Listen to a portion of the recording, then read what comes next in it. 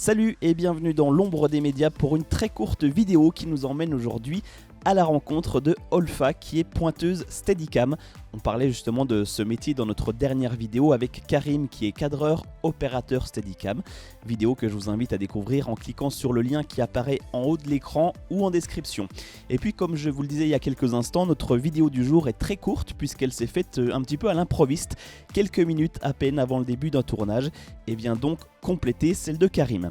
Juste avant de la regarder, n'oubliez pas de vous abonner à cette chaîne en activant la cloche de notification pour ne rater aucune de nos prochaines publications. D'ailleurs, la prochaine devrait être publiée d'ici 15 jours et à cette occasion, nous allons parler radio et télé avec les coulisses de la matinale de France Bleu, désormais diffusée sur France 3 du lundi au vendredi entre 7h et 9h. Vous regardez dans l'ombre des médias, bienvenue pour cette vidéo bonus dans laquelle Olfa nous présente son métier. Interview, immersion, reportage. Ce que vous ne voyez pas se cache dans l'ombre des médias. Donc le rôle d'une pointeuse Steadicam, c'est de faire le point. Le point, c'est de faire la netteté en fait de l'image. Quand il va zoomer, plus il va zoomer, plus il y a des chances que l'image devienne floue s'il n'y a personne pour faire le point.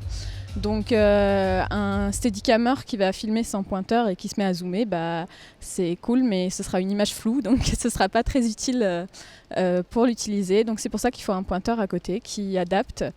Et ce travail se fait soit à l'œil, soit au moniteur, comme il a pu le dire précédemment. Ça demande énormément de concentration parce que, surtout quand on pointe un Steadicam, parce qu'il faut vraiment rester très vigilant sur les distances du Steadicammer qui peut bouger vraiment d'un instant à l'autre. Donc il n'y a pas que le zoom, il y a surtout sa position à lui. Et donc en effet, on ne peut pas se permettre de décrocher pendant une seconde parce que si d'un coup il s'avance ou il recule ou il commence à zoomer et que tu es en train de regarder ailleurs, à l'image en direct, c'est flou et donc c'est une catastrophe. Et voilà. On communique beaucoup, surtout pendant les répétitions en fait. On se parle à travers le casque dans ces cas-là pour s'adapter, pour se préparer. Et en général, en live, on reste tous les deux concentrés.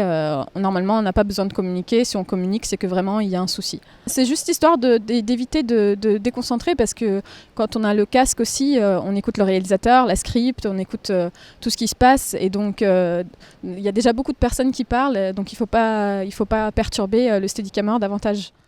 Voilà, merci encore à Olfa pour cette petite intervention. On espère pouvoir faire une interview un petit peu plus longue lors de notre prochaine rencontre. Et quant à nous, on se retrouve très prochainement pour une nouvelle vidéo dans l'ombre des médias.